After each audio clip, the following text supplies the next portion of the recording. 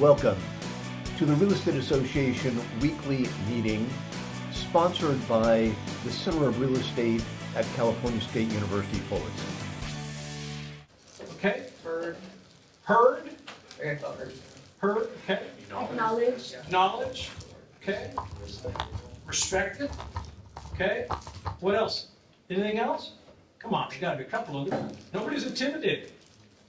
Anybody intimidated? Nobody's intimidated. You guys are tough. All right. Welcoming though, hospitable, okay. Now, don't all those words that you just gave back to me, aren't those great words for business and being in business with somebody? Right? And doing business with somebody and being, having a business relationship with somebody? Right? Now, I'm here, guys, to just, my race is run. I'm done. Come on in. Who's this guy? Hi, what's your name? Heido? Heido. Nice to meet you, Heido. All right. You guys explain to Heido what we just did that for later, will you? Okay? Heido, welcome. Welcome. But Mario asked me to talk to you, and he really wanted to talk a little bit about leadership. And I think what I just gave you an example of is one of the easiest tricks to do in leadership.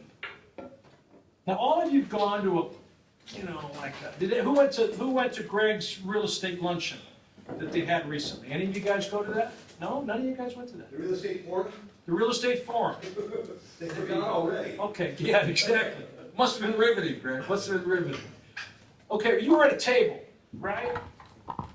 Now, did you meet anybody at the table when you were there? And if you did, how did you meet them? Did you get up and walk around the table and say, hi, I'm to the people near me. right near you, right? Okay, guys, another trick. We have to go to those things. And if you're going to be in business, you're going to go to a lot of those luncheons and dinners. And you're going to sit at a big round table and everybody's nervous. I don't know if I'm going to talk to them. What do they think of me? I don't know what they think. I don't know what they're going to do. Who are they? I don't know if they know me. I don't know if they're going to talk back to me. I don't know if they like me. All those thoughts are going to go through your head, right? You got to fight those thoughts. You got to get up. You got to stand up. You got to walk around the table and simply introduce yourself to each one. You may never hear from them again the rest of the evening, but they will walk away from that meeting and say, who was that gal? Who was that guy? Right? Because you made them feel all those words that you just talked about. If you take anything away from today, take that with you, because you will be recognized as a leader in doing something that's really simple. Do it in your household, okay? Do it in your household when people come over, right? Do it when you're going to meet your girlfriend or your boyfriend's parents, right? Shake their hand, look them in the eye, tell them your name, and repeat their name. Why do you repeat their name? Anybody have any idea? That helps. I didn't do very well. I got Kenny and Marcus. That's about all I got. Acknowledgement? Acknowledgement. I think it's a favorite word to hear. There you go. That's the one. They've run research on it.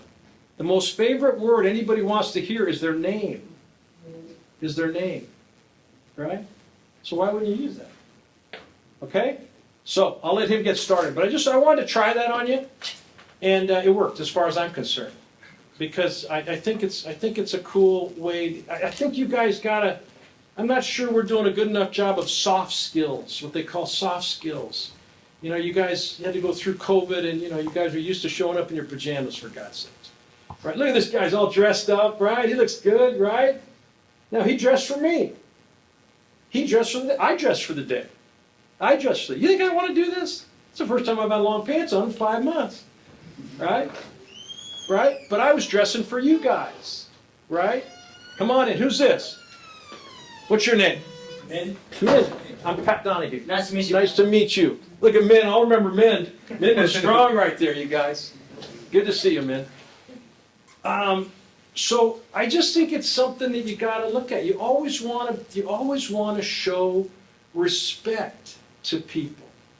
Your generation, my kids' generations, we started calling people by their first name, right? And And I have I mentor kids at Cal State Fullerton still. Every year I mentor some kids. And listen, I'm doing this because I really think it's a takeaway for you. But when you go in to talk to somebody, I have guys, my daughter's 37 years old. She's got a boyfriend. He comes in, the first thing he says to me is, "Hey, Pat." Now, I'm fine with that. I really am. But what if I wasn't? And there are people that aren't. A lot of people aren't. Right? So, always err on the side of the most respect. Mr. Donahue will tell you if he wants to call you Pat. Right? I have the kids, and Mario probably they call me Mr. D. And I do it because I want them to realize that every transaction or every encounter you have is a transaction with people. And you don't want to fumble it, you know? He's dressed for success right there.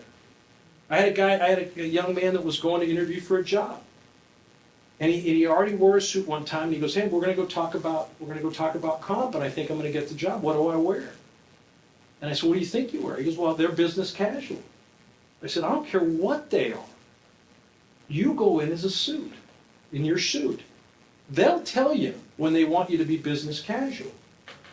They'll tell you like I did, 'Hey, what are you going to a funeral today?' Right? They'll tell you that. And that's your message that, okay, I can go dress like them. But you don't do that until they tell you that. Right? Because you're not that important to the company yet. You will be if you're any good. But you always err to the level of most respect and let the people that you're talking to or trying to transact with, let them tell you, "Hey, you don't need to wear your suit and tie with me." Right? Or take that tie off and relax. Right? Those things are big changes, guys, because you're in a tough job market. And we'll talk about that.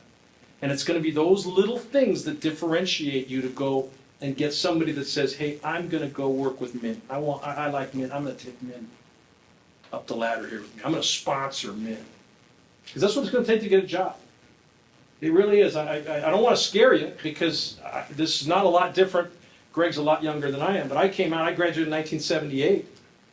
And it was equal. I mean, I went and painted houses and did landscape.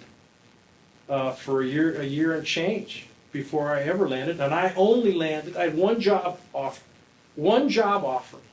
And it was for a sales job selling a canister that would repressurize tennis balls. It's going to be the next big thing. Tennis was big at the time. And I was supposed to sell this thing. You'd take old tennis balls and you'd put them in this canister and you'd pump it. Now you had new tennis balls. It was the only job offer I ever had. The guy, I said, "Well, I don't know." He goes, "Listen, I'll give you the job." He said, "You're not going to like it." So I had to find a sponsor. I was painting houses. Had a college degree, had a 3.8 degree, GPA in Cal State Fullerton in marketing. But there was no jobs. Interest rates were 20%. The world was falling apart. Everybody's hating on each other. Sound familiar? Except the interest rates. Right? Nobody knew where it was going to go. We didn't have to deal with AI and all the social media and all that stuff. But it was still the same kind of deal. There was nothing out there. 3 years ago, my mentees, I had two mentees. They both had multiple low six-figure jobs. $100,000, $110,000. Today, my mentees, they're absolutely wringing their head. They don't know what to do. They don't know what to do. So I want to pass that on to you. You need a sponsor. You need somebody that will come and say, "Hey, that person, they're going to be somebody. I'm going to go. They could help me. They could help our company. I like him. I like her. Let's go give them a chance. Let's introduce them to somebody." And that's what I want you to think about as you guys, and you still, you have a year, you have 2 years left, but you're going to want to look at internships. Those are important. Go get them because that company's test driving you. That's one more place to make contacts and maybe find a sponsor. So that's what it's going to take to go land you guys. And I don't do that to scare you. I do that to prepare you. I was in the same position. My brother, who was 13 years older than me, he saw something in me. And he gave me a chance. He and his business partner gave me a chance. At $4 an hour. $4 an hour in a little real estate company they were building, commercial real estate company they were building. I went on 44 years later, and we turned it into a $3.6 billion company. Now, was that because I was so smart? No. No. Was that because I worked real hard? Yeah. I'll give a little bit. I was really lucky too, right? I was really lucky. But I brought a good attitude to what I was doing, and a lot of effort. And those were the only two things you control: your attitude and your effort. Everything else is kind of dumb luck. But you got to focus on those two things: your attitude and your effort. And the things, that's what you control. And you do that, the rest of it will take care of itself. Are you going to get wealthy? I don't know. Did I think I was going to get wealthy? I don't know. No, never thought. Now my older brother, he wanted to go make $1 million. That was his goal. So there's different ways to do it. I'm just telling you the way that I've worked and watched, and I lived 10 years longer than he has so far. I've seen a little bit more than he saw in a different time frame than he saw. Okay? Mario, I'm sorry to take your introduction. No way. Sorry to take your introduction. No, that's great. Thank you. Last week we explored with professional how to navigate through the market. This week we're clearly learning much more about leadership. We're learning not about advising, but building. Our guest, as you know, was the previous CEO and chairman of Donahue Schreiber, over $3 billion retail development company. They've developed landmarks that you may be familiar with, such as Fashion Island, Glenwood Galleria, and more all across the West Coast. Our guest has done everything from leasing to asset management to development, with a career that spanned over 4 decades, becoming CEO sometime around the early 2000s, so naturally he navigated at a level of excellence for over 2 decades. We are very honored to have someone of that caliber here with us today. And our format's a little bit different, so we'll have some themes in mind to cover, but if you have any questions, please feel free to ask. So without further ado, this is Mr. Donahue, Mr. Pat Donahue. All right, ready to go.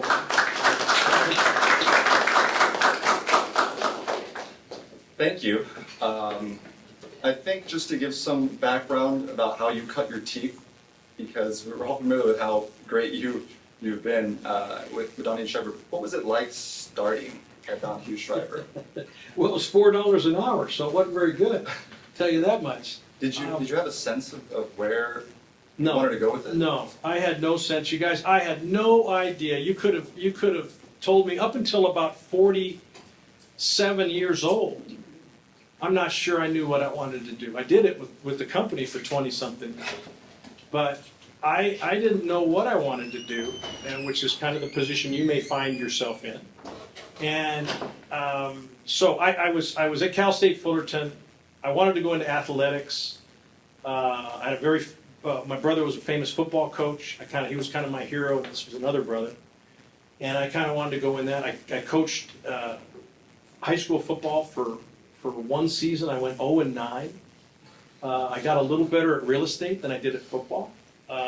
And so I moved down here to Newport Beach and came to Cal State Fullerton. My brother Dan, my oldest brother, I'm the youngest of 5 boys. Dan was down here, and like I said, Dan and his partner Tom Schreiber saw something in me. And they were young guys. They were 30, 32. He's 12 years older, so let's say he's 32, 33, 34. And they're young guys making a lot of money in real estate, which was fairly easy to do in those days, right? These were all orange groves, and you had to work at not being fairly successful at it. It was a pretty opportune time for sure. And they started building malls, and he mentioned the Glendale Galleria, which really was our flagship. And Dan had just opened the Glendale Galleria, and I came on shortly thereafter, just as what they'd call a gopher. You know what a gopher is? Okay, a gopher is you go for this, go for that. They call you a gopher. Right? So you go and get, somebody says, I want lunch, go get me lunch. I need my car cleaned, go get the car cleaned. And over time it evolved that I was at least smart enough to see that I had 2 guys that were rather young, kind of typical entrepreneurs, living the single life in Newport Beach, making pretty good money, and having a company that just by being in the market is growing. And two guys that had no interest in any problems. They didn't want to deal with problems, right? Well, if you add people to anything, you're going to have problems, right? And you put businesses, you're going to have problems. So I thought at a young age, I said, well, I don't care about the problems. I'll go solve the problems. So I think if I look back on my career, I have a career of solving problems with the company. Those might be problems between the two heads of the company. They didn't get along like a lot of guys. They those things are great and they aren't, and they're great again, and then they get married for the third time, and then it's not great again, and the wives get involved. It's a train wreck, right? And I'm sitting there brokering all this stuff through 24 years of a career that, as Mario said, it was really my brother Dan that said, Pat, I want you to do everything. I want you to get involved in everything. So that would be management, asset management, property management, asset management, leasing, investment sales, corporate matters. And over 24-year period of time, and some really great years and some really bad years, because if you're in real estate or any other business, it's going to be, it's going to go up and down. We found ourselves coming out of the mall business and raising money, and we went into the neighborhood center business. Because the mall business we couldn't compete in anymore. And that's another session. But we couldn't compete anymore, and everybody was becoming a REIT out of and this was in 1990, 91, and the world again was a mess. 79, 80, 81, it was a mess. 90, 91, 90 to 95 was a mess. 2000s were pretty much an early mess. Then it really got messy in 08. And we've been digging out of that for a while. When's the next mess? I can't tell you, but I know it's out there. All right, so I don't know what it's going to be, but it's out there, and you better be ready for it. Right, a lot of opportunities when there's messes, guys. But so Dan and Tom in effect sold the company to our investors in the mall, and they were pension fund companies. And so, does anybody know what a pension fund is? Do you guys know what pension funds are? If you don't, there's no problem. All of you know what a pension fund is. If you don't know what a pension fund is, raise your hand. Okay.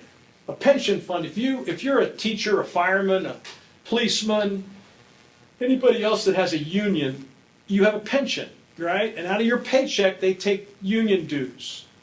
And it goes to the pension, it goes to your retirement. Well, those monies accumulate. And those monies get invested by pension funds. And those pension funds are advised by big money managers. And so J.P. Morgan, big bank, you guys have all heard of that, I hope. J.P. Morgan Strategic Fund is a bunch of pension funds that they manage specifically in real estate. So they would go buy, with the pension fund money, the best office buildings, the best retail, the best industrial buildings, and the best apartments. And they would use that money to pay the pensioners that have retired their pension. Okay, so that's why if anybody has somebody that gets a pension, that money, a family member, that money's being managed by people. And then they go to a company like ours because they understand they can't do this.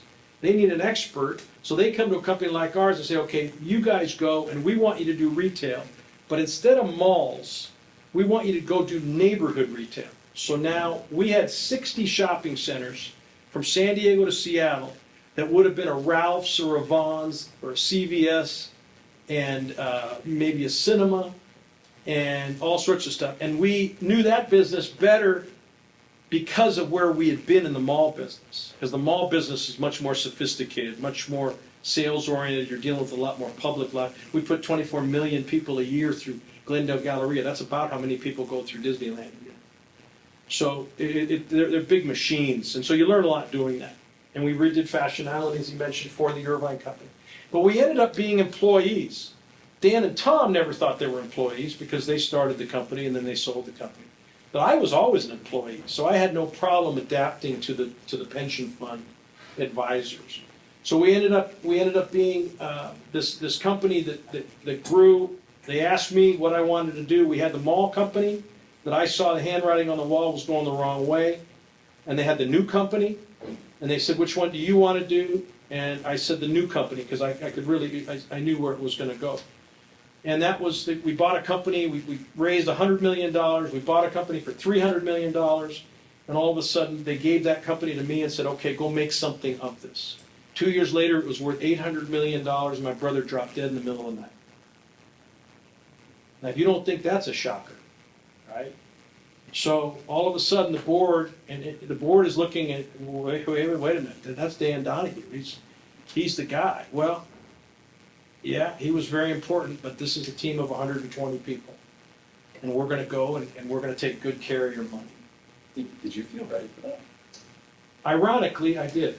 I really did. I had done everything. I knew that business better than they did, because they had turned it over to me.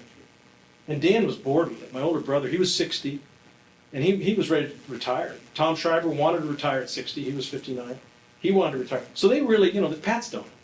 And they would go to the board meeting and they would this and they, and it was hard being the guy that ran the business and the board members are, okay, Dan, what do you want to do now? I'm going, oh, jeez, what's Dan going to say? Because Dan doesn't know what the hell we should be doing. But I was ready for it, Mario. I remember walking down the street of my house, from my house, trying to clear my head. Because I had just lost my brother who had 3 little kids. I was his trustee of his estate. I had to minister my parents who were elderly, who just lost a son. And I was not worried about running the company. I knew how to do it. I had done everything. It wasn't that complicated. What was it like carrying the responsibility for the company? Yeah, like I said, I felt that I had everything that had led up to that point had prepared me for it. I had 24 years of doing the same thing with these 2 guys, and I had the respect of the company. I'm not sure everybody in the company liked me. That was another thing I want to tell you guys. You don't need to be liked by everybody. You want their respect. They need to respect you, and you need to respect them, right? That was one of the ways we built the company. It was on mutual respect. And it wasn't always there. But it wasn't some overwhelming prospect to me. I had lost a home 10 years earlier in a fire with 3 little kids, and that was overwhelming. That I couldn't figure out how to navigate. That taught me how to navigate a crisis. And so this was a new crisis, and I had been in crises before. And I prided myself in, okay, they're looking for leadership. One of the things that we did was interesting that I look back on. Tom Schreiber came to me and goes, what do you want to do? We had lunch, 5 days after, 6 days after Dan died. And he goes, what do you want to do? And I said, I don't know what we want to do, but what we're going to do is we're going to be bold. And we're going to go tell the guys that just put $300 million in our company that it's going to be okay. He says, well, how are we going to do that? I said, we're going to get on an airplane and go tell them. So I took the whole team back, not the whole team, our executive committee, 5 people, put them all on an airplane. I walked in and I sat them all there. I didn't sit right with them. I sat over to the side just a little bit because I wanted them to know that I was the guy. They were betting on me now and that we were going to be fine. And these guys along with me, it's all going to be fine. And they later on said it was one of the things that settled them down dramatically. Because I just went in and said it was going to be okay. I didn't know it was going to be okay. Thought it would, but I didn't know. I didn't know what they were going to say. They could have said, well, Pat, that's great. That's really cool. You're 48. We really invested in Dan and Tom. Tom wants to retire. We're going to sell. Could have easily done that. You didn't. They bet on me, and we took really good care of them. We made them a lot of money over the years. A lot of money over the years. And probably built it into one of the best companies of its kind at the time. And then they had a leadership change, and they wanted to sell, and I wouldn't sell it. So I said, I'm out of here. So Larry Case, the president, and I, we left. We built it. I wouldn't sell it. It's the stupidest thing I've ever seen. So I didn't. So we left. And that was 4 years ago. But yeah, I met Larry. Larry's awesome. Larry's awesome. Yeah, Larry. Great. Yeah, Larry. I had more fun once Larry joined the company. I had more fun with Larry than I did my own brother or Tom Schreiber. I really did. I had more fun doing that. So. Who's this? Manny, Pat Donahue. How you doing? Nice to meet you, man. Yeah, Larry's fantastic, and I have to imagine that to step into the role that you did and feel confident means you were confident in your whole team beyond. I think Larry came in actually a little bit after you became CEO, right? No. Larry was there. Larry was there through the acquisition of Diversified, and Larry and I had built a very good relationship. And I think one of the lessons that I'll get through this part really fast. You know, I think it's really important who you do business with. I really think that's the key to having fun and being successful and being able to come. I think you could be in your dream job and work with people that don't match up with you value-wise or ethics-wise or personality-wise, and it'll be awful. And you could be doing, you could be making widgets. But if you're with cool people that you like having fun with and you laugh and you don't take yourself too seriously and you go and you try and build a team and you're competitive and you kind of match up. My value system and Larry's value system was more aligned than it was with my own brother. It really was. Larry would look at a problem like I would, and we would come to the same conclusion, where if you gave it to Dan, he'd come to a completely different conclusion. Completely different conclusion. So I think that's another thing, make sure who you're working with and who you're doing business and who you're doing business with, right? Not just who you're working with in your company, but who you're doing business with, because that'll get you in some trouble, right? I mean, I know you guys. This Epstein thing. Talk about doing business with the wrong person. Now, this guy was he was unbelievable. His network, it's just incredible. I don't know if we're ever going to figure it out. But a lot of times you're gonna meet people and you're gonna say, no. And when that happens, trust your instincts and get the hell out of it. Right? You want people that match up with your value system, your morals, your ethics. You don't want to deal with people that are not like that, because it is going to disappoint you and maybe be really, really costly too. You got to be very, very careful who you do business with. What was the culture like at Donahue Schreiber you thought of that? How did you empower your employees and probably other staff members at C-suite level? I spent a lot of time. I wanted to make sure that it was a really good place to work. I wanted to build a team and a place where people enjoyed their work, because I had spent a lot of time. I didn't enjoy my work. I didn't feel I was fairly compensated. I didn't feel that I got recognized for the work I did. I felt that they had a thumb on me quite a bit. They just tell Patty, where's he going to go, right? So I wanted to change that. And in fact, I used to say I wanted Donahue Schreiber to be the second happiest place on earth. You guys know where the first one is. She does. Right? Disneyland. Right? Now, I don't think Disneyland's a great place to work. I don't know if any of you worked there. Right? It's not. Yeah, I've heard that. But we really wanted to make Donahue Schreiber a really good place to work. So we started with the idea that everybody got respect and that everybody was on the same team. And I don't care who you are. You treat everybody with respect. You don't have to like them, but you have to respect them. And that goes to the lady making the coffee in the morning, to the guy that's in charge of the mail, to the CEO of the company, and everybody in between. You be respectful of their time, their efforts. If they're not working hard, take them aside and tell them that. That's fine.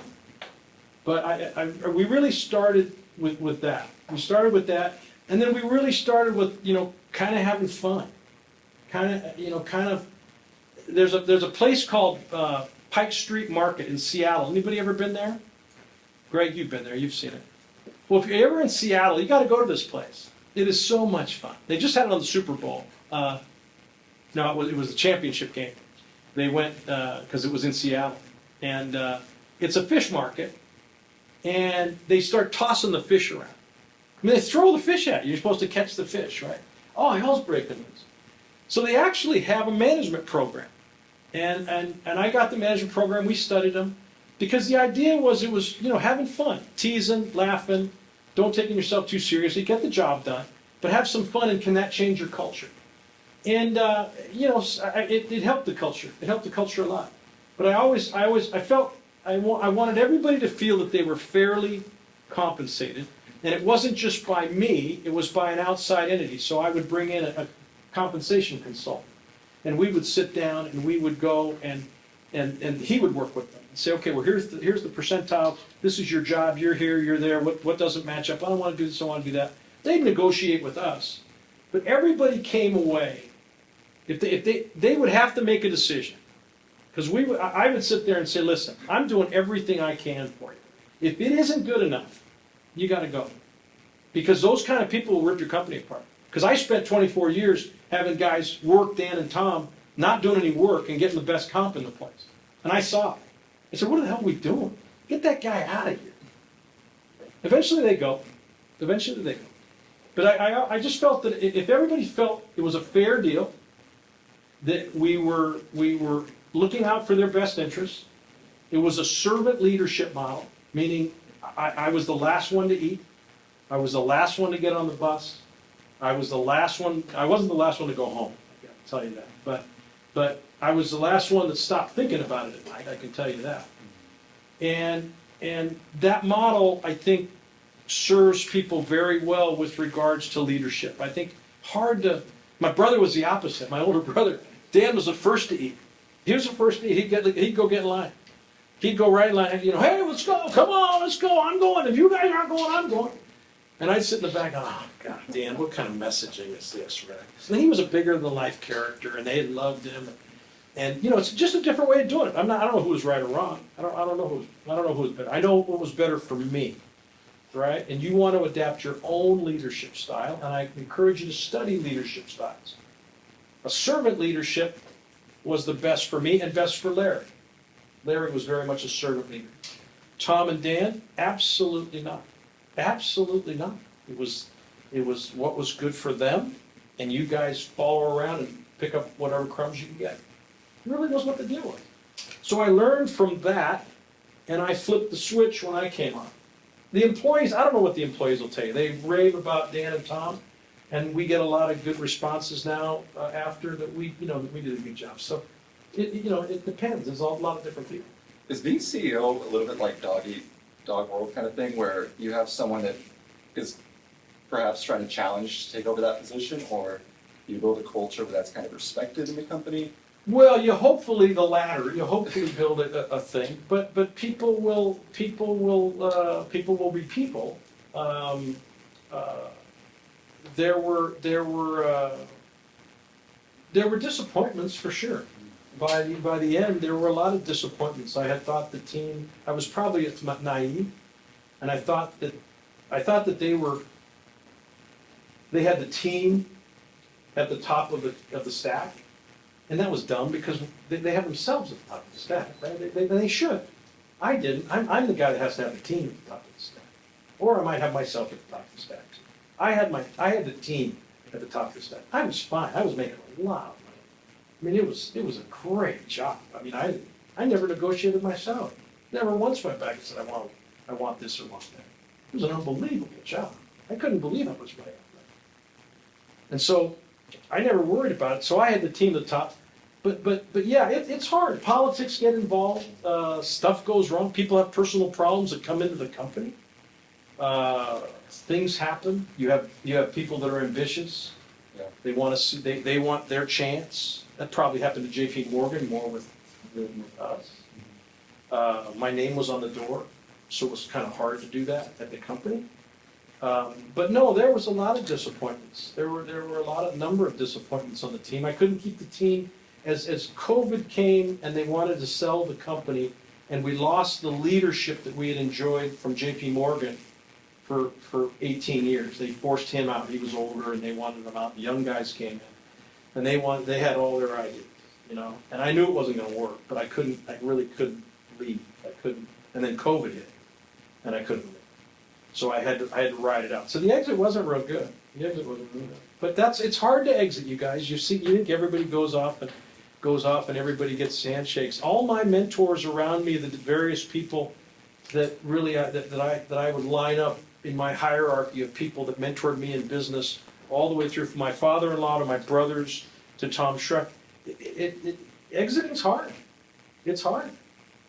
You talk about relationships. I have to think that it probably does, it's not as linear, but there has to, your capital stack matters a lot, and who you choose as your debt partner matters a lot. Absolutely. How, did you strategize that for the most part, or was that amongst you and your CFO, or? and- Well, those different things are betting on you. I mean, they're betting on, you know, you're the person of the company. You're the figurehead, you're the face of the company. So they're betting on you, right? And they're watching you. You know, they're watching you. I followed two guys that were Newport Beach young, you know. One guy got married 3 times, the other guy got married twice, the other guy's wife's about, 20 years younger, like to run around. Nothing wrong with that, nothing wrong with that. Except if you're an investor and a bank. They don't, that's not necessarily how, they love to laugh and go out and have a drink with you. But that's not where they want their money. Pat Donahue and Larry Casey were straight down the middle guys. They've been married for 44 years. They knew that you got what you saw. And so they certainly were betting on Larry and I, and what we could do with the company. And so the capital critical to any business, right? You got people, the idea, and money. Those are the 3, right? It's a triangle. Just put that down there. Okay, triangle, right? People, idea, and money. Every business you get into, every business you go into, you make sure that triangle is connected. Okay? Because that's all you need. You gotta have the people to do it. You gotta have the idea, right? But if you don't have the people to do it or the money to do it, you got nothing. And they all have to win. Right? I've always kept that. And that was something I came up with when I started trying to understand business and getting better at business, how you would navigate. But our banks and our capital partners would have given us very, very high marks for how we negotiated not only Dan's debt, but also the financial crisis. Did you were subscribed to a pension fund? Did you consider doing insurance? Did you consider doing private equity? We had the early game was insurance. We're life insurance. All the things we did were with Cigna and Aetna early on. So again, life insurance companies, you think they're just in life insurance. No, they have investments, and that funds the life insurance payment. Right? It's not just the premiums. They go and invest that money. So that's how they. But then they got out of it a little bit, and the pension funds really came in. The pension funds were required to have 5% of their total holdings in real estate. Okay? Most of the rest of it is in the stock market. So most of the stock market is pension fund. The government said, you got too much in the stock market. We want 5% more. So now you're mandated to put 10% into real estate. Well, that was billions of dollars that came to the market. And they said, hey, we got to get this money out. And we're going, okay, well, let us help you. Right? And so that's how that happened. So yeah, we did private equity.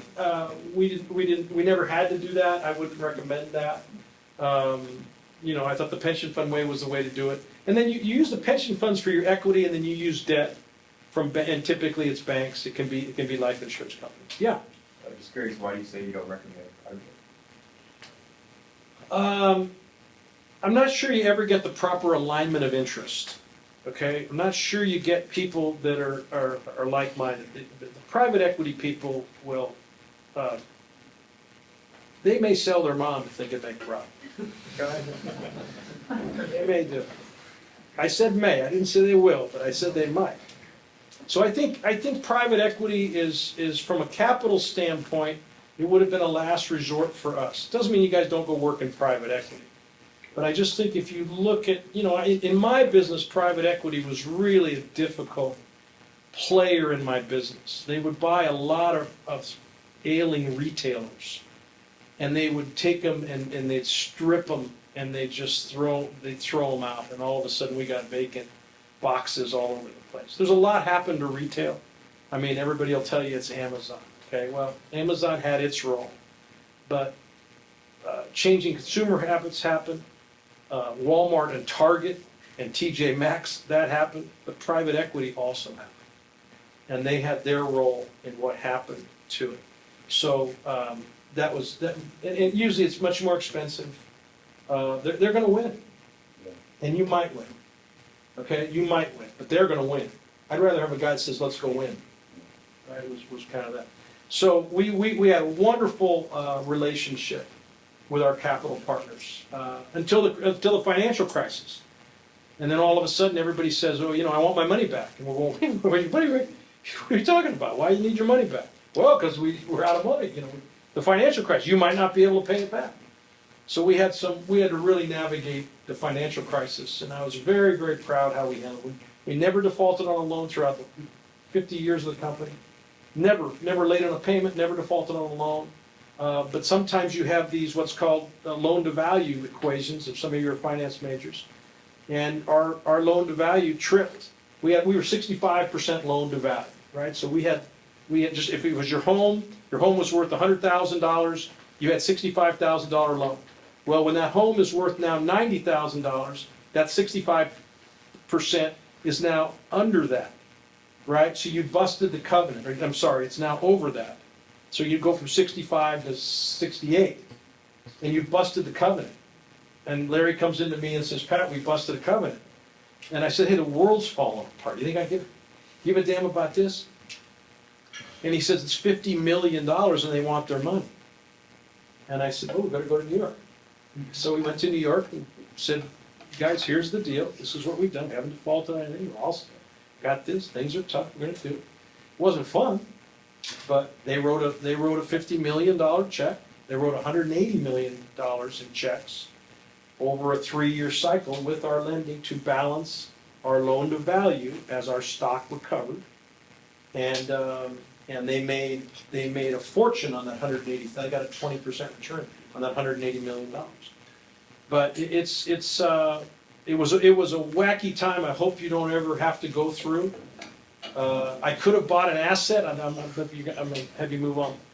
I could have bought an asset. Our best asset, our flagship, was the Del Mar Highlands Town Center in San Diego. If you're ever down there, go see it. It's really a cool property.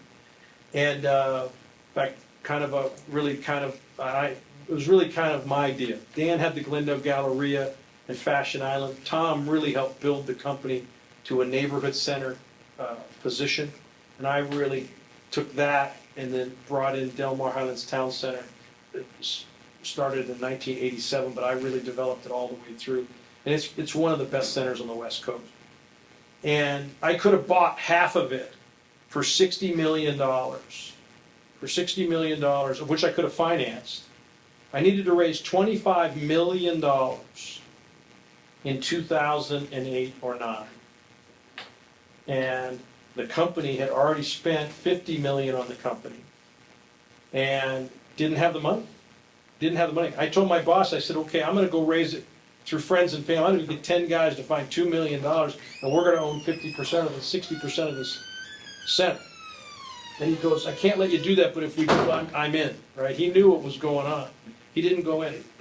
That 60% would have been valued, the center would have been valued at $90 million. Okay? Let's just leave it at that. So that percentage, 60 million, would have been valued on the total $90 million. The center sold 15 years later for $450 million. So, talk about deals you should have made. Right? You should have made that, right? But that's okay. That's all right. I made some of it. But so it's really opportunity, and then where's the money come from, right? Well, do you have access to the money? You always want to make sure where the capital is. You just got to where's real estate particularly. We would have been wiped out in the old model, the financial crisis. Dan and Tom, very successful. I mean, built a really cool company. But in 2008, if Dan was still, if they still had the same structure and hadn't brought in the pension funds, there was nobody. They wrote $180 million of equity. They would have been wiped out, totally wiped out. They had changed. Tom was smart enough to say, we got to get some capital around us. This business has gotten too big. It's too institutionalized. When something goes wrong, the numbers are bigger than Dan Donahue and Tom Schreiber or Pat Donahue want to handle individually.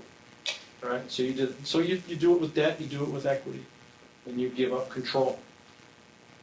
That's what scalability comes with. Yeah. If you're going to get, it's hard to do it without bringing in partners.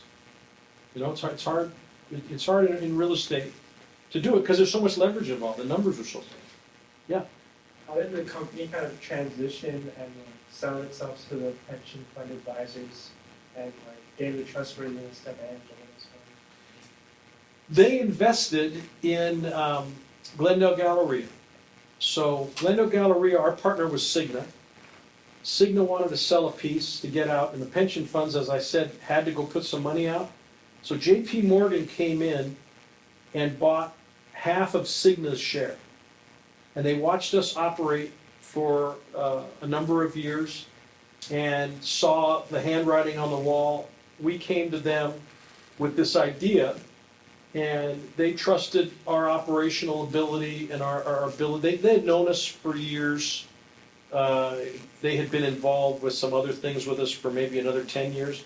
So it's, you know, so they had known Dan and Tom for a long time. They had seen me operate Glendale Galleria, and they said, you know, hey, this is a good place to put our money. California real estate, retail real estate. We need to have something in retail. We certainly need to be in California versus Nebraska. And they gave us $100 million to prime the pump of the company. That really, we really started the 3.5 billion with $100 million in 1997 that they gave us, their money. That's another good way to do it. Other people's money, right? Other people's money. Yeah. What are your thoughts on private credit lending in real estate? Private credit lending in real estate? I'm not really sure I understand the definition of private credit lending. What is that? We get more traditional bank lending to corporation like Blue Owl lending to real estate companies to invest for them instead of asking for a traditional loan. Huh.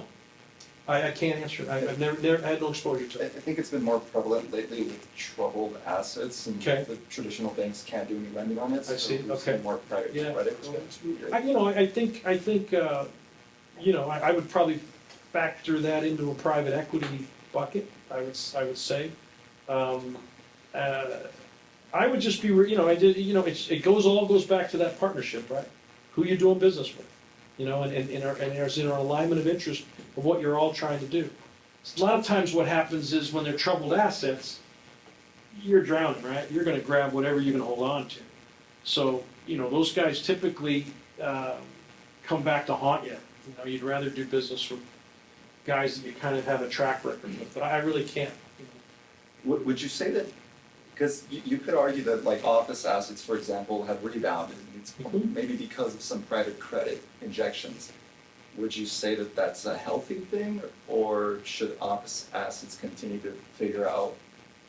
Well, do you think the office recovered because of the infusion of capital? Is that I why? think it helped. I don't know if it's. It certainly helped. Yeah. Well, I mean, certainly you gotta have capital to run the office building, so wherever you can get it, you gotta go get it, because otherwise you're out of business. But I guess it would be, you know, it's the cost of capital and the expectation of the capital. It might be the fact that, I don't know who Blue Owl is, but Blue Owl, you know, they might not be anybody that is very sophisticated in real estate. It might be a great lender if they just want to sit back and make sure you pay your rent. And that, when we started, that's what these guys would do. They never would come out and look at anything. I mean, these guys had, you know, tens of millions of dollars in the malls. They'd come out once a year. You'd go out, you'd go walk them through the mall, go out and have dinner, have a great time, put them on the plane, you're out of here. You're out of your way. Well, that all changed. That all changed with the institutionalization of real estate. And they got smarter. They shouldn't be doing that. They should be looking at what's going on. And so they've gotten more involved. Now, as they've gotten more involved, they've screwed up more stuff. Because they got people that don't know what they're looking at. They're judging performance on a quarterly basis. Real estate's a long-term play. Real estate's a much longer-term play. It's been institutionalized and it's been public marketized. But at the end of the day, you're really like, if you had your druthers, you don't want to be judged on a quarterly basis on a piece of real estate. You want to look back on a period of time. Leases aren't monthly leases. You know, they're years. So, but I don't know. I mean, you need capital. You got to go where you would go, and you go with where you're comfortable. I guess would be the only way I would answer that. Thinking about your Glendale Galleria scalability success there, I'm sure a lot of the success had to do with your fundamental knowledge you gained through all the cutting your teeth you did in the early days of Donahue Schreiber. Can you talk about some of those fundamentals you applied? And I'm also thinking within the context of AI, moving forward. I mean, it's going to make things so easy. People may overlook some of the fundamentals that are probably really important. Well, I'll tell you the one thing, guys, that again, if you leave with something on real estate, and really, if you look at what's going on in our country, particularly with regards to cities, you want to do two things with real estate. You want to make sure they're clean and they're safe. Are cities doing that? No. The answer is no. They're not doing it. And if they start doing that, everything changes, right? Everything changes. So really, the real estate fundamentals, I wanted to make sure that Glendale Galleria was spotless. I wanted to make sure it was safe, right? In every one of our properties. That's the fundamental piece of any piece. You want your house clean and you want your house safe, right? Probably a pretty good idea, right? Keep its value. Would that help the value of your house? Okay? And frankly, you can do commercial real estate by thinking of every transaction as a residential transaction. It's not much different. It's all kind of the numbers are big. But it's all the same. You keep it simple. Those are the fundamentals. So clean and safe was that. You know, you want the best tenants. You want to create an environment that people are comfortable with. Retail's got a little bit of subjectivity to it. You create an environment. I always kind of felt we were creating little Disneylands. You know, why would people want to come to the Glendale Galleria versus Eagle Rock Plaza versus Northridge Plaza? You know, you were competing against them. So you bring in tenants that would do that. We would bring in we brought in the first Apple store on the West Coast. We did the first Panda Express. We did the first Disney store. We were very fortunate that we were able, because of our location in Los Angeles, all the studios, they wanted to test stuff. We had the first ESPN store. There's a long list of guys that didn't make it either. I won't go through those guys. You're really good friends with Panda Express founder.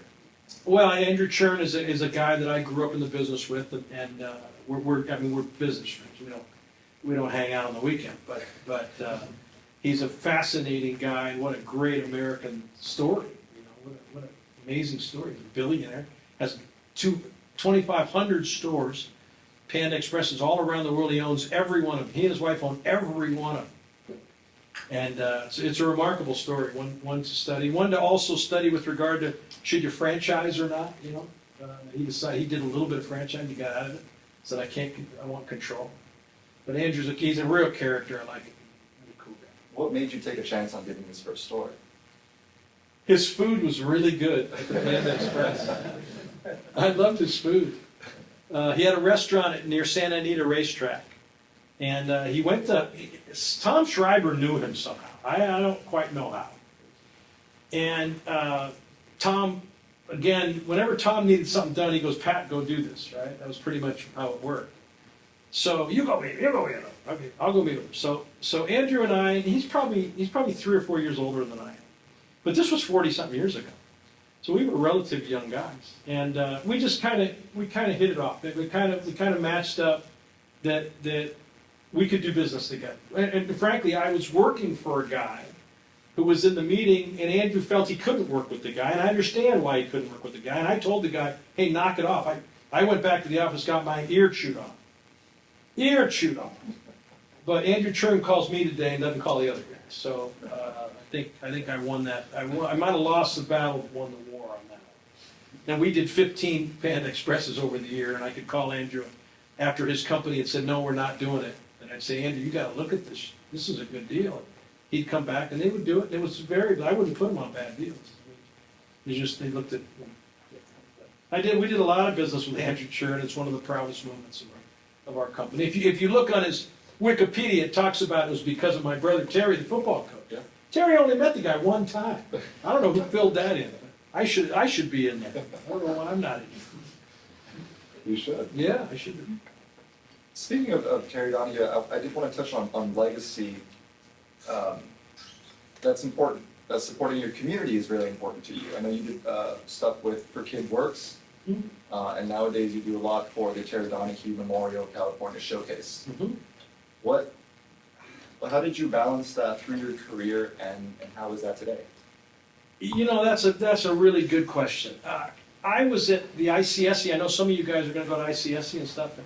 In those days, I don't know if they still have really good speakers, but they had really good speakers, and I was up near the front. And a guy by the name of Jack Welch spoke, and Jack was, Greg would know that name, and Jack was sort of in my generation, kind of the CEO's CEO. I mean, this was the guy you wanted to study. He ran General Electric. You know, and you guys don't know General Electric like we did. I mean, everything in the house was General Electric when we were growing up. Right? I mean, the washer, dryer, the refrigerator, the mixers. I mean, everything was General Electric. The light bulbs, everything was General Electric. Right? And they were an unbelievable company. And this feisty, he went to my barber, same haircut I had, feisty Irish guy from Boston. And I heard him speak one day, and I loved hearing him talk and how he built his company and what was important about building the company. And I would recommend looking into his books. I think the fundamentals of what he did, I think, are really critical today. So it's Jack Welch. But I heard him say that only successful companies can give back to their communities. Only successful companies can give back to their communities. And I heard it in all the different ways he said it. I mean, you listen to it. Well, that's interesting. You're right. If the guy's not a successful company, how are they going to give back to their community? And also I heard that it's a responsibility of a successful company to give back to your community.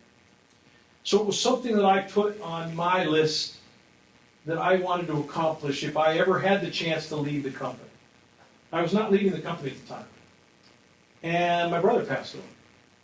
And so it really became putting those two things together.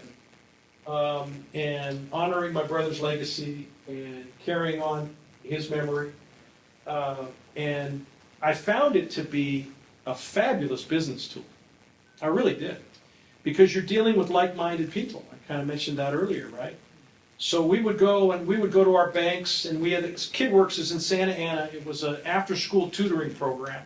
Started out in a little apartment, 2-bedroom apartment. It now has 4 little centers. One of them, the Dan Donahue Center, is a 20,000 square foot community center.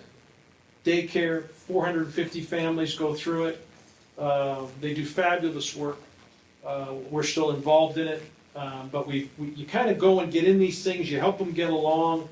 You give them a little more money to prop them up, but hopefully you can kind of let them go fly, right?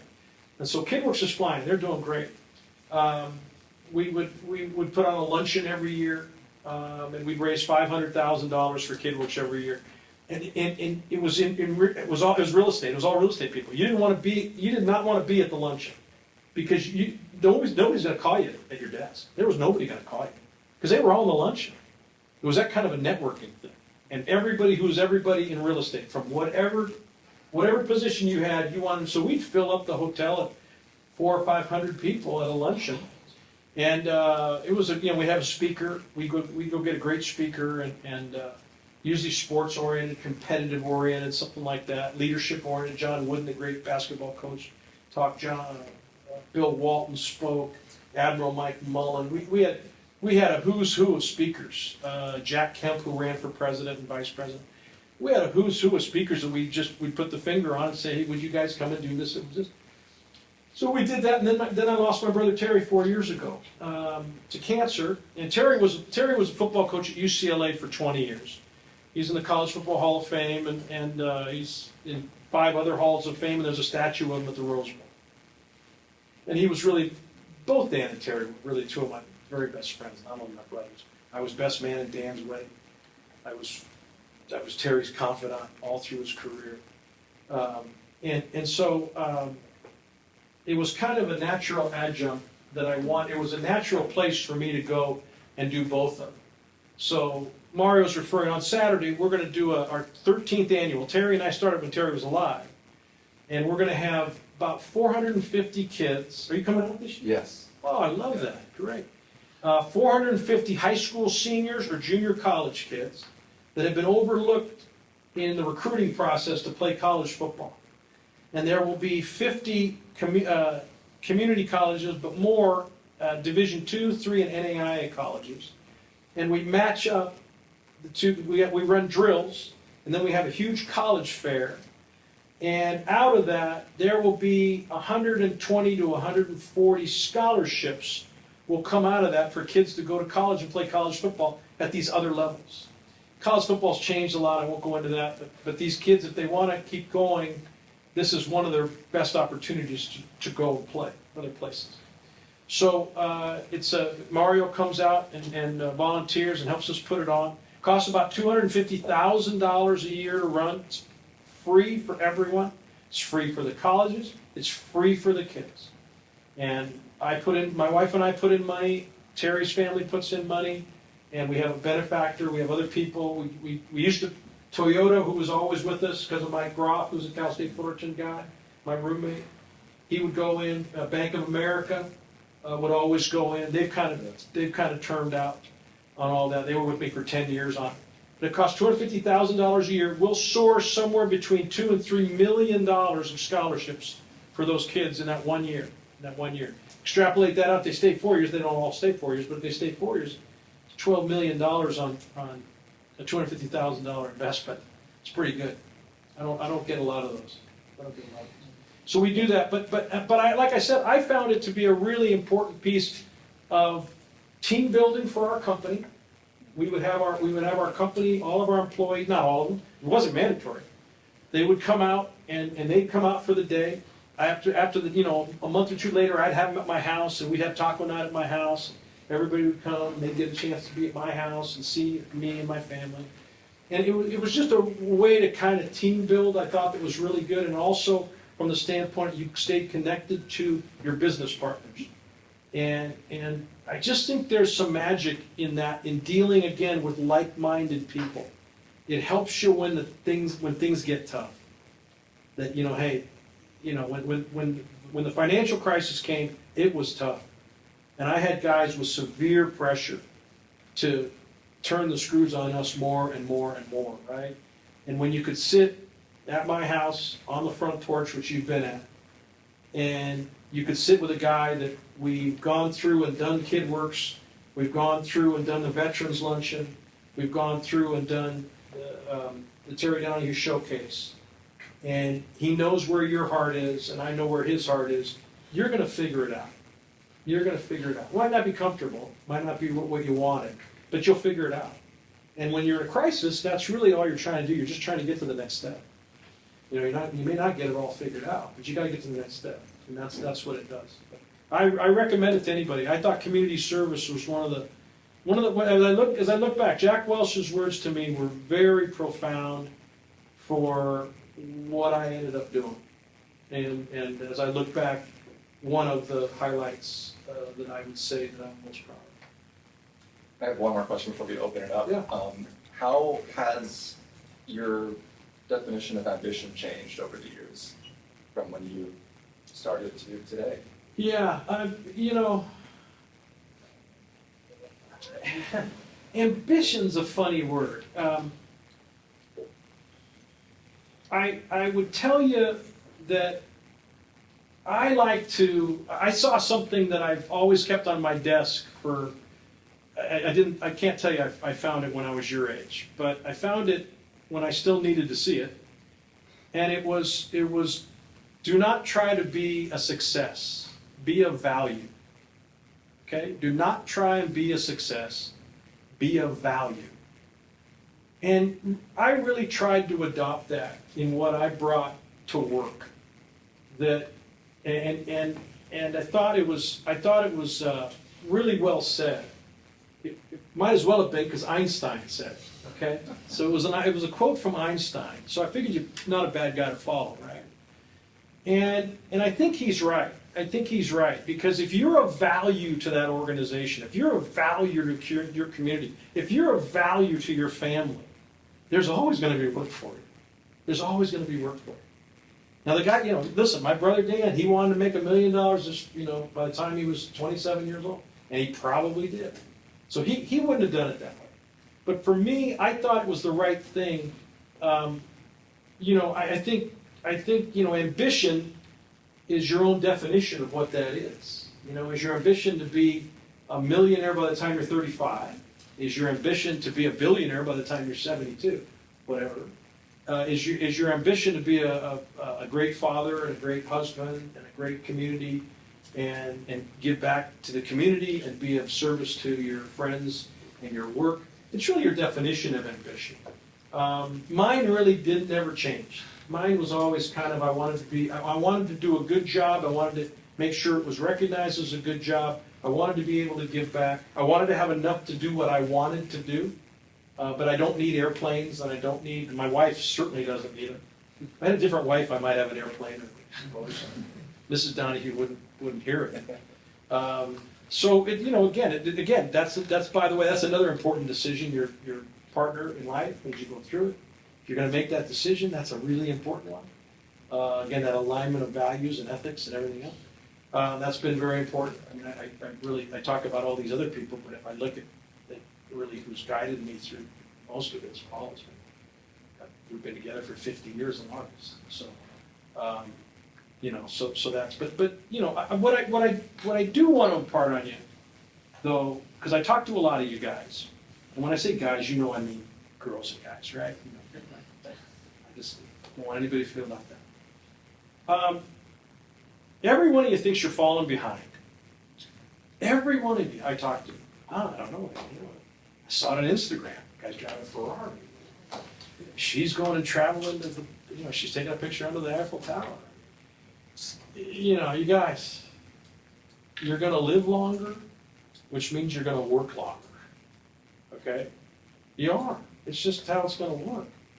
Now, if you can get off the treadmill faster, that's great. Good, go do that. But you're not falling behind. And do not put these people as your goal and your role model. It's Disneyland, these people. Yeah, there's some people that have gotten really fortunate. There's people that play in the NFL. They're really fortunate. They're 6'5" and 280 and can run a 4.340. Right? They were born that way. Right? And so I don't think, I'd like to play in the NBA. Is that going to happen? Right? Let's be realistic of what we're doing here. Okay, what is it you're really trying to do? And I think if you spend some time doing that, you don't get into this thing. There's always a bigger house. There's always somebody with more money. There's always a bigger boat. There's always a bigger plane. I used to live in Newport Beach. And that's the whole world works like that. It's the Looney Tunes. There's always somebody that's going to be ahead of you.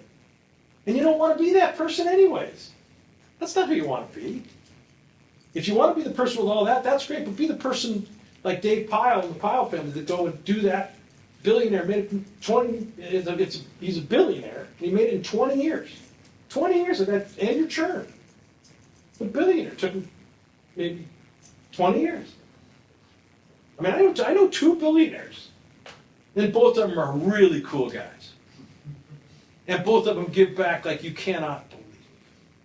And both of them you'd sit down with and you'd be very interested to hear what they had to say about everything that was going on around.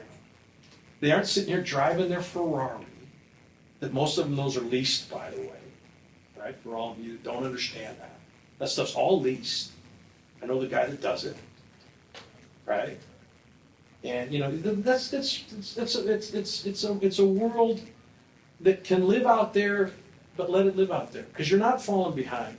It's your race, you run it. Right? You have 2 things that you control. I mentioned it earlier. Min has them on his notes. What is it, Min? What did I say? You control. You control your attitude. Look at Min. He's right there, right? And effort, right? That's all you can control. And then you got to get lucky. And it seems like you get lucky the harder you work and the more times you've exposed yourself to more things. It seems like that creates some inertia and some luck.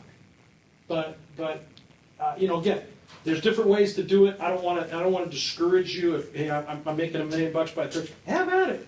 That's great. Just don't be surprised if you get there and you're disappointed. That's all. That's all I'm saying. Right? I think this is it's a real disservice that we've started to do. And we've always done this. This has always been. This is nothing new. It's just social media has made it so prevalent. And they've just crammed it down your guys' throat. Because I feel bad. I feel terrible I haven't gone swam naked in the Antarctic, I mean, I feel terrible having that. I'm an underachiever, right? So, I just don't feel you're falling behind. It's not a sprint, it's a long marathon. Let's hope it is. Let's hope it's a marathon, right? Let's hope it's a marathon. And one step in front of the other, slow and steady wins the race. Alan Staff, who you know, but from the top guy on the West Coast, probably the number 5 guy at Bank of America, been involved in all those charities I've talked about. Good friend of mine, been involved in all of our financing. Used to ran, we had a $550 million line of credit that he was lead bank on his desk. He's got a turtle. He got the tortoise, right? Slow and steady wins the race. Alan Staff's done really good. Pat Donahue did just fine, right? Just stick to the plan, do the right thing, show up do what you say you're going to do. We had that on the wall at the office. Just do what you say you're going to do. You're going to be better than 90% of the people you deal with. Just do what you say you're going to do. I had another one on my desk. Nothing surprises men more than plain speaking and fair dealing. That was by Wadsworth, I think. I mean, that was 200 years ago. 200 years ago, this guy wrote, nothing surprises men more than plain speaking and fair dealing. Tells you a lot about human nature, guys. Nobody expects you to do that. Nobody expects you to tell it what you're thinking and be fair. Nothing surprises men more. I always kept that one close. I always keep that one close when I try and, even today when I do business, I just try and be straight down the middle. Try and tell you what, if you don't like it, that's fine, you can tell me. And I try to be fair with you. I'm not easy. I mean, I would say tough but fair. But I'm fair. Nobody walks away and says, God, that was really bad. I just won't do that. I can't live with myself to do that. So, but it's your race is what I'm getting at. Don't worry about what you see on Instagram or what you hear about your buddy that is doing this. God bless him, that's great. There's gonna be great successes. You mentioned AI, okay, and its impact. I saw 2 things I want to mention to you today when I was thinking about this. I saw that you can get the Wall Street Journal for free. You realize that? You guys, okay? You need to do that. You need to be reading the Wall Street Journal every day. I just say, it's a big paper, I'm not sure you need to read all of it. My boss once told me he always read the side front page. He read it all the way down the side front page, the little boxes that tells you what's in it. All right? Jack Kemp, who ran for president, was a secretary of a pro football player, ran for president and vice president, once told me that you should always read the opinion section. That was his idea. You read the opinion section of the Wall Street Journal to hear how the country's thinking. Right? But I would recommend that, I wish somebody would have told me at your age, because business is moving so fast, AI in that link. And I don't know how you would stay up with what's going on without at least staying with at least the Wall Street Journal. You guys may be way ahead of me on this and have other vehicles that you can go and get, decent reporting on. I don't know. But the Wall Street Journal, I was thrilled to see that you guys can get it for free. I would highly recommend that. And I also would recommend that you make sure that, you study and understand AI as best you can understand it. Okay? You certainly don't want to be the guy that puts your head in the sand and says, oh, don't worry about it. But you also don't want to be the guy running around with no head on, running around going, oh my God, the sky's falling. Right? This is one more thing that is going to happen to humanity, and it's going to have its effect. Is it the printing press? I don't know. Is it the wheel? I don't know. Okay? Is it the internet? I don't know. I don't have those answers. But in all those, I probably want to make sure what impact it was going to have on what I'm thinking about. Right? It's going to affect some jobs. But technology will do that. Right? How many of you guys, I was talking, I said, do I get a ticket to go in the parking? And he goes, no, we don't have any tickets. I said, I always pull up the booth, talk to the guy, and get the ticket for the parking. Right? Remember, you guys Were you guys driving when there were guys that had ticket? Not really, right? You guys have always probably been automated. Right, well, okay, I'm 70. Before from 16 to 62, right, there was a guy you went up to, right? It was somebody's uncle, right? You gave a ticket, he went and calculated, gave you cash, you go through this. All right, 10 years ago, all of a sudden, he disappears. And you go, and now that you know, you had a ticket, you went, you go to the doctor, went to the doctor this morning, the guy gave you a ticket, you went to go, I forgot the ticket, where's the ticket, I need the validation, I got that, you go put the thing in, doesn't work, hey, push the button, you get out, well, there's one person involved, or all the parking. Okay, listen, okay. Today, I walked in, the guy goes, what's your license? I said, I don't have a ticket. He goes, what's your license number? I gave him my license number, I said, what do? Just drive out. Today, they just go, and there's a camera that sees your license, goes, ding. I didn't park here. Is this garage is free now? Is this? No. Where was I supposed to pay? Where was I supposed to pay? So there's an app, but we'll figure that I out. was online. Yeah. There weren't very many signs. I'll make sure you're All fine. right. But so guys, that is a very simple illustration of AI, right? Look what it did to the parking guy. Okay, now if you were trying to study here at Langsdorff Hall or at Mahalo to be the vice president of parking, personnel, probably not a great idea, right? So you gotta see, you gotta anticipate what it's gonna do, don't you? You don't have to be a rocket scientist to figure out it's gonna have massive effects on education. It's gonna have massive effects in medicine. I don't know. I don't know enough about it. I'm not gonna have to worry about it. So I ain't worried about it. I am telling my kids they should look at it and see what it's going to be to them, and I'm interested in it. And I have a buddy of mine. We've been friends since he was a professor at Mount Sac that is really an expert on it. Just got invited to the NVIDIA session they're having up in San Jose on the summit. He got specifically invited. David Lane is really sharp. He's one of the smartest people I know. He's into it. He can't quite explain what it's going to do. He doesn't, he doesn't think it's. I can tell you, he doesn't think it's all positive by a long shot. But he also says it's there's no way we're going to stop it. So you got to figure out how you play it. But it's going to have its impact on you. It's going to make getting a job, as I said, it's going to make getting a job for you guys tougher early. Because the pendulum's going to swing too far. Okay, business is always about pendulums going too far. And when all of a sudden everything's all screwed up, the office building, oh my God, the world's falling apart. Right? Remember, you guys were looking at office buildings from a real estate standpoint 4 years ago. It was, shoot, why don't you just knock them all down? I mean, let's just knock the whole thing down. Well, all of a sudden, people start thinking, well, what if everybody starts to go back to work? Is it that bad? Well, no, if we did that. And that's all starting now. That's all starting to come back. So it's going to have an effect. Try and anticipate the effect it's going to have on you. Right? Don't be naive that it's not here, but also don't be afraid. Okay? You're going to have to deal with it. You're going to have to deal with it. Just don't end up being the parking guy. Okay? Don't end up being the parking attendant. But other than that, you'll navigate it. But it will be tougher for you. I really think job-wise, this reminds me a lot of when I came out. It really does. There just is not a lot. There's an unsettledness that business is about predictability. When business is best, you can predict what's going to happen. That's when business is at its best. And right now, there's a lot of unpredictability.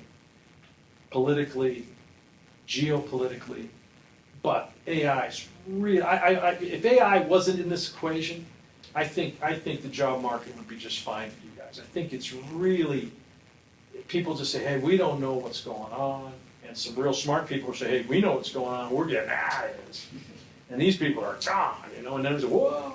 So I think you gotta kind of navigate it. So what are you going to do for that? You're going to find a sponsor. You're going to go talk to your girlfriend's father, your boyfriend's father. You're going to go talk to that. My girlfriend's father, who ended up being my father-in-law and probably my main mentor, He helped me get my first job out of college. I worked in sports. I wanted to work in sports. He goes, hey, come on, we'll get you something. He got me an interview, and I was a marketing manager for the California Surf, which was 50 years ahead of its time in the MLS. MLS right now, some of you guys are probably MLS fans, right? Well, there was a soccer league before that 50 years ago. Didn't get off the ground, it was 50 years ahead of its time. But I worked in that, and I learned that I didn't like that very well, so I did something else. But sponsor, you gotta network, you're not gonna get it on Handshake and LinkedIn, okay? You might, but don't leave it to them. Don't leave it to them. You gotta use those tools, but don't leave it to that. I think, and I just was on I've got a young man that we're trying to help. He's really a sharp guy. He's going to be, and he's having a tough time. And so I brought in some other people, and they reiterated exactly what I've been telling you. You got to get a sponsor. You got to have somebody that says, hey, we need to hire this guy. We need to give this guy a chance, or give him an internship. Get him in here for the summer, right? See what happens. Okay? Well, that does it for all our time today. That usually happens. Thank you.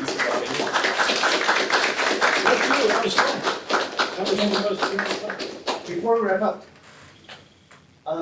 Mr. Donahue has been incredibly supportive of the REA.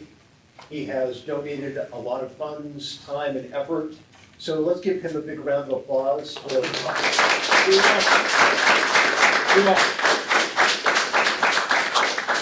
You thank me, Greg, by putting it to good use, right? By putting it to good use. That's how you do it, so. You tell us what you guys need to be successful, okay? That's what the old codgers are out there for, right? We'll see if we can help you guys, do some stuff. I hope you'll go to Vegas if you get the chance. It's a great environment to see the retail real estate world, and how big it is, So if you get a chance, it's a cool deal. Speaking of ICSC and other REA updates, look out for the Discord, Instagram. We'll post everything there. I know that everybody's trying to find out who's going to ICSC this year. We'll post that update in the next few days in the Discord. So, Okay? thank you very much. Awesome.